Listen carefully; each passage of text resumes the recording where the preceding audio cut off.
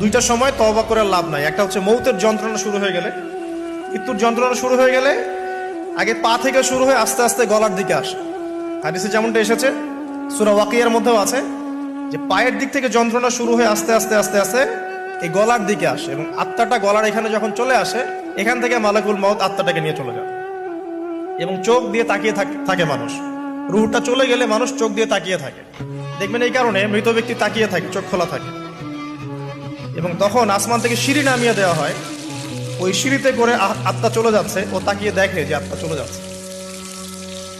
এবং মানুষ মারা যাওয়ার পরে চোখ জীবিত থাকে অনেকক্ষণ।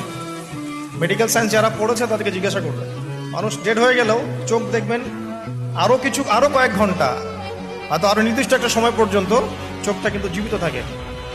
এই জন্যে চোখ বন্ধ করে দিতে হয়। যাই হোক, যেটা বলছিলাম যে মৌতের যন্ত্রণা শুরু হয়ে গেলে তওবা করে লাভ নাই, তওবার দরজা বন্ধ। আর পশ্চিম দিক থেকে সূর্য উঠে গেলে তওবা করে লাভ নাই, তওবার দরজা বন্ধ।